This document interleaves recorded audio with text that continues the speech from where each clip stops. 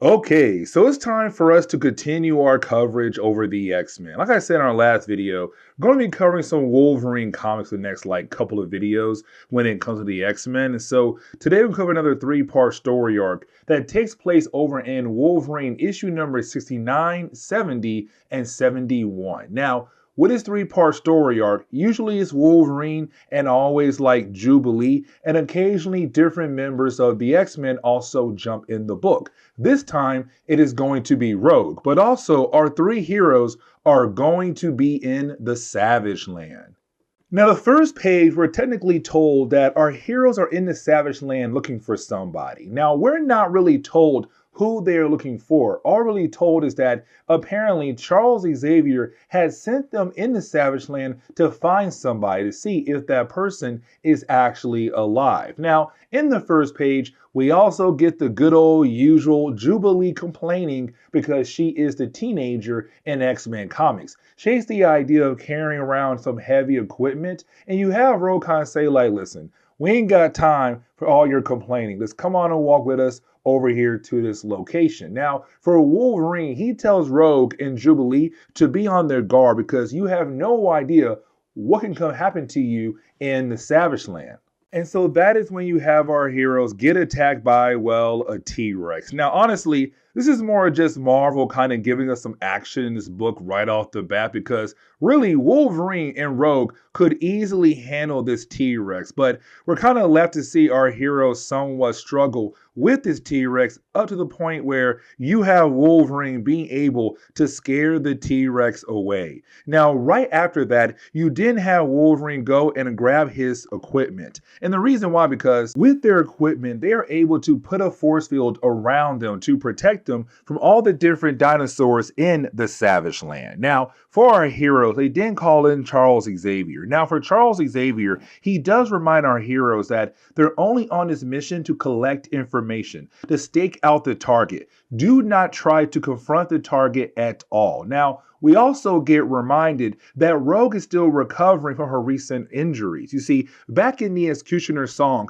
she got severely injured to the point where she lost her sight. And so she's only slowly regaining her vision. But for Rogue, it's kind of like, hey, Charles, don't worry, we got this. Now, we also get reminded that most of the time, technology does not really work that great in the Savage Land. Now, for Rogue, she definitely knows that. And the reason why, because there was a period of time where she was just stuck in the Savage Land alongside with Magneto. And that kind of began their whole idea of, could Magneto end up with Rogue? Now, either way, you have Wolverine and Rogue go ahead on their mission in the Savage Land, but they tell Jubilee to stay behind in the force field for two reasons. One, to protect her, but two, because, well, she has homework. Now we have to shift our focus over to Wolverine. Now you have Wolverine just enjoying the idea of being able to run free in the jungle. But while doing that, he does pick up some kind of scent that he does recognize. And so you have Wolverine follow the scent over to a group of people. Now, the first group is actually the mutates of the Savage Land. Now, we had actually talked about them before in our earlier coverage over the X-Men. You see, for the Savage Land mutates, they were created by Magneto. You see, to Magneto, he realized that the people are animals here in the Savage Land. They can go through some kind of mutation with high radiation. And so you have Magneto go out of his way and grab different people from different tribes in the Savage Land to give them a high amount of radiation to watch them, well, mutate into mutates. Now, that being said, you also have other tribes of just regular people, like the Fall people. Now, for Wolverine, he realized that some of the mutates have captured the Fall people, the regular humans in the Savage Land. But also, he sees other tribes no longer fighting against each other. And for Wolverine, that's not normal. Usually, these tribes are fighting against one another, which means that somebody was able to unite all the tribes together under one organization. But now we have to jump over to Rogue. Now, for Rogue, she's flying around a different part of the Savage Land. Now, we also see Rogue being, kind of concerned for herself because Charles did bring a good point up. The whole idea that her vision is only slowly returning. She needs to be careful. Now, that is when her detector goes off and it picks up a huge magnetic anomaly somewhere near the Savage Land. Now, when it said magnetic anomaly, I first thought like, okay, they came here to Savage Land to look for Magneto. Because like I said earlier, Magneto used to work out of Savage Land. He used to help save the Savage Land as well too. And so you see Rogue follow detector to this old ancient temple. Now, when she goes inside the temple, she finds all these different kinds of machines. Now, you would think like, okay, these machines were most likely left behind by some people in the past. The problem is though, the machines are so clean, which means they were used recently. And so then you have Rogue be confronted by Brainchild. Now, Brainchild is another mutate of the Savage Land. Now, before Brainchild is able to tell Rogue anything he knows, that is when Rogue is knocked out from behind by another mutate known as Gaza. Now, I want to jump back over to Jubilee. Here's the reason why, because this is kind of funny. So, Jubilee is back in the force field just doing her homework, right? And you did have all these different dinosaurs trying to get to her to hopefully eat her. But the force field is protecting her. And really, for Jubilee, she makes fun of the dinosaurs for even trying. She tells them like, hey, if you want to be able to get inside this actual force field, you need to be a mutant kangaroo, which tells us that the top part of the area she's in right now is not being protected by the force field. There's an opening at the very top. And so while you have Jubilee just going ahead and making fun of all the different dinosaurs, well, that is when you have a pterosaur being able to swoop in, grab her, and fly away. Now, this dinosaur is being controlled by one of the many people of the Savage Land. And the question is right now, where is Jubilee going to next?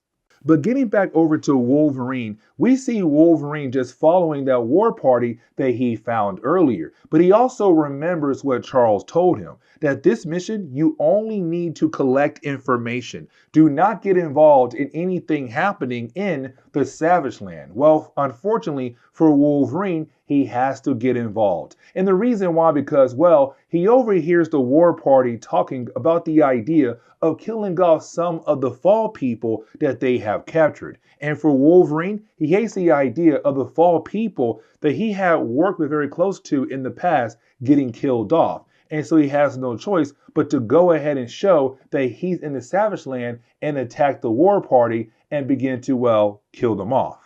Now, real quickly, we jump back over to Jubilee, right? Now, Jubilee was earlier taken by some random guy with a dinosaur, right? And that guy took Jubilee over to where his tribe is at. And we see their tribe apparently lives inside a mountain because there's different caves that lead out of the mountain. But the only way to get into the mountain area is by having a dinosaur that can fly. If you don't have one, well, good luck. And so for Jubilee, they drop her off in one of those tunnels. And she thinks, you know what? It's time for me to leave. Except when she walks out of the tunnel, that is when she realized that one, she's in a mountain, but two, it's a long way down. And so Jubilee is currently stuck.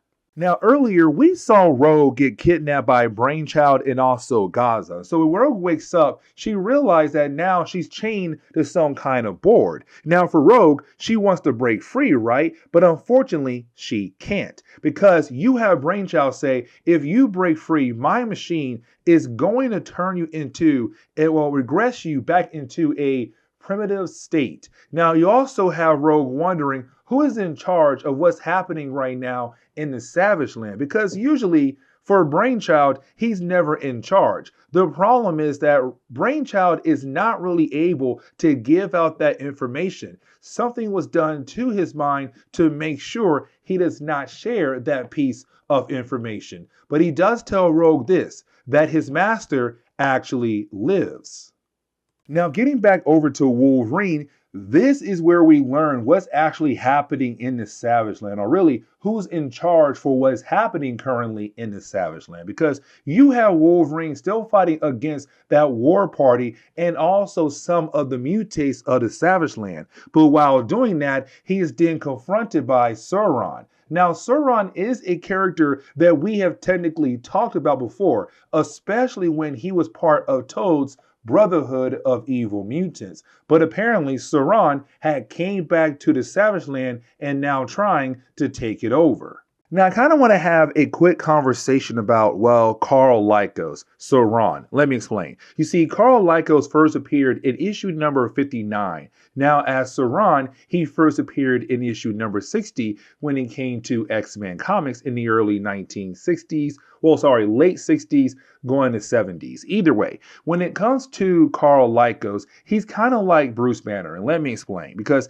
he has two different personas. You have Carl Lycos and you have Sauron. Now, for Carl Lycos, unfortunately, he was bitten by a dinosaur when he was trying his best to save the life of somebody close to him. Now, when that dinosaur bit him, it had basically changed him on a genetic level, unlocking a new persona inside of him, the idea of Sauron. Now, when it comes to Carl Lycos, he realized that he's kind of like a vampire in a way, where he has no choice but to go ahead and absorb other people's life energy if he wants to, well, survive. Now, for Carl Lycos, when he turns into Sauron, it's kind of like Bruce Banner. He no longer has control over his body. Now, for Sauron, like I said, he was bitten by, well, a dinosaur. And so that means he is not a mutant, he's a mutate. He was changed thanks to a dinosaur, well, biting him. But as we dive into Wolverine issue number 70, we go with Wolverine fighting against Sauron. Now, these two characters, they actually go back and forth for a good while. Now, for Wolverine, he's trying to figure out, what is Sauron trying to do? Like, it does seem like Sauron is trying his best to become the actual leader of the Savage Land. And it does seem like the other mutates and also other tribes in the area are kind of listening to Sauron. Now, while you have the two characters fighting against each other, that is when the floor underneath them begins to break apart and shows the basement level of Sauron's base. And apparently Sauron now has this fiery chasm underneath the main floor of his base. And so for Wolverine's kind of like, great, this man now has some fiery pits underneath me. And unfortunately, if I fall in the pits, I am going to instantly die. Because in the 1990s, for Marvel Comics, Wolverine's healing factor was not that strong as it is in the, well, present day. Either way, you have the two characters continue to battle. But for Wolverine, he's wondering, I wonder how Rogue is doing. Now, before we are able to check in on Rogue, we got to jump back over to Jubilee, because Jubilee is on the other side of the Savage Land, not involved with none of this Sauron stuff. And so you have Jubilee fall out of her tunnel, where she does land perfectly on top of a dinosaur that belongs to another member of this tribe. Now, the other members of this tribe she's at right now, they're all freaking out because they're like, hey, that prisoner of yours is able to land on your dinosaur, and it does seem like she is about to fly away with your dinosaur. Like, we should possibly do something. And so getting back over to Wolverine and also Sauron, we kind of learned that Sauron's actual plan is just to, rule the Savage Land, it seems like. Either way, you do have the two characters continue on with their battle. Now, for Wolverine, he does mention that the way Sauron is attacking him, he's very lucky that he has his healing factor, because if he did not have his healing factor, then most likely he would be dead right now at this exact moment. Now, I want to jump back over to Rogue. And the reason why, because we see Rogue still tied or chained to this board wall or wooden wall in this other part of the Savage Land, while you have Brainchild and Gaza just messing with her. Now, for Rogue, she wants to know who's behind everything. But the problem is that person in charge, which is Sauron, have put some kind of block in, well, Brainchild's mind. And so he is unable to actually say the name of Sauron to anybody. And with that being said, you didn't have Brainchild wanting to use his machine to de-evolve Rogue. The problem is that, well, a small creature gets in the way of that blast, it evolves into a huge, well, dinosaur creature. And so with that creature, it didn't let the Rogue being able to break free, take that creature down, but also Brainchild and Gaza as well. Now, Wolverine's battle against Sauron gets a whole lot more savage-like because you have Wolverine just trying to slash up Sauron the best he can. Now, the problem is you have Wolverine now pulling him and Sauron into the fiery pits. Now, for Sauron, he's lucky because, well, he has wings. Wolverine does not have any wings at all. And so you have Wolverine, unfortunately, begin to fall down by himself. Now, Wolverine is able to stay out of the fiery pits. But now all the different Savage Land people who are now following Sauron, they begin to throw rocks at Wolverine. And so Wolverine's now being just, well, almost rocked down to death. Or stoned to death, sorry, it's called. It's called stoned to death. Now, getting back over to Jubilee, you have Jubilee being able to use the flying dinosaur to kind of get away from the other tribe people in that area. The problem is, well, somebody tries to fight against her to get that dinosaur back. Unfortunately, he falls off the dinosaur and begins to fall to his death. And so you have Jubilee go out of her way to save that person. And it kind of shows that she now knows how to pilot this dinosaur to have this dinosaur save the man before he crashed down the ground really hard. Now, with her being able to save this tribe member, the other members of this tribe, they look at Jubilee as a great warrior. And they're kind of like, look at her. She was a prisoner. She broke free. She didn't learn our ways. And she showed us true heart. You know what? We like her. Let her be one of us now, guys. Now, getting back over to Rogue, Rogue went back to where Jubilee should be at. And she realized that, one, Wolverine's not back, and two, Jubilee is not there either. Now, before she's able to kind of do anything at all, out of nowhere, a stampede of dinosaurs begin to run towards her. Now, getting back over to Wolverine, you have Wolverine being able to break free after being stuck under a bunch of rocks that were thrown on top of him. The problem is that right after he does that, when he looks over at Sauron, he sees a stampede of dinosaurs like Rogue saw earlier coming right towards him. And it's kind of like, great. Can this battle get even crazier? And so as we get into the final chapter for today's video, we do pick up with, well, all these different dinosaurs just starting to fall down to the fiery pits where Wolverine is at, this whole entire stampede. Now, you did have one of the followers of Sauron tell Wolverine, like, hey, boss, those dinosaurs are actually being used by Wolverine as a way to climb out of that area. And so you have Sauron realize, like, oh my God, the guy is right. Wolverine is piling up the dinosaurs to get the heck out of there. Now, you have Sauron tell his guys, hey, tell the dinosaurs to stop coming here because if they continue, he'll get out of there and then the battle continues on. But the problem is, it's a full-on stampede. You cannot technically stop a whole stampede that easily. And so for Sauron, it's kind of like, great. He is about to have a round two with Wolverine.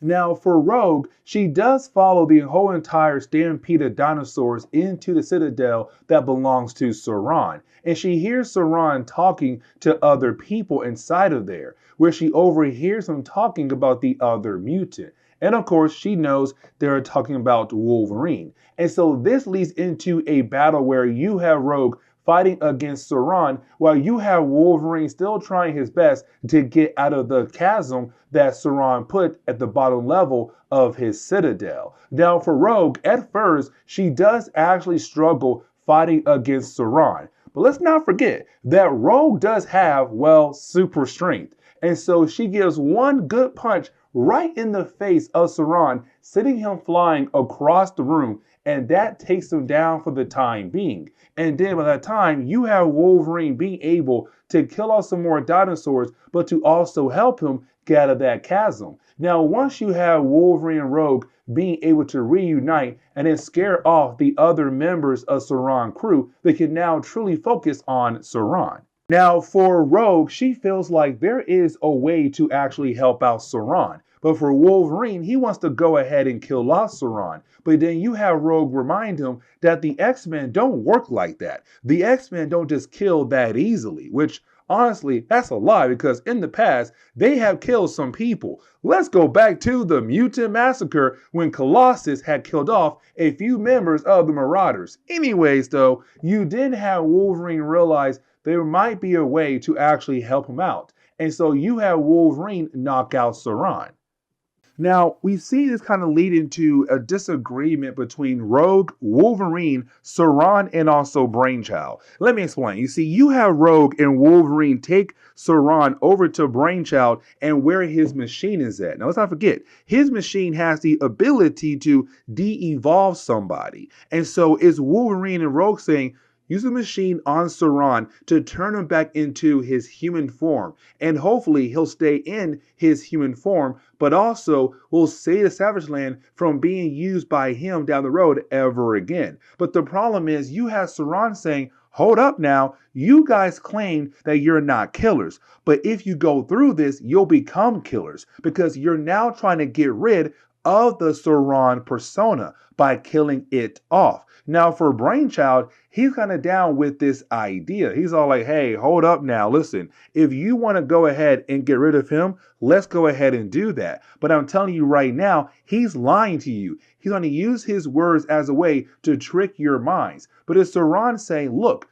this is the Savage Land, hence the name Savage Land. There's always going to be wars out here in the Savage Land. You cannot turn us into modern civilization. Unfortunately, we're always going to be like this, fighting over control of this entire area. But at the same time, it's him saying, even if you believe that you're helping out the Savage Land, you're still going to be labeled as killers because you guys are getting rid of this persona. And so you have Wolverine realize that what he is saying is true. No matter what, if they're even able to get rid of Sauron, somebody else is going to step in his place and continue to try to take over the Savage Land. And so it's Wolverine saying, go ahead and get out of here. But I'm telling you right now, if we come back here and if we don't like what we see, we are going to attack you again. Now for Rogue and Wolverine, they came to the Savage Land for something completely different. Apparently, they came here to collect evidence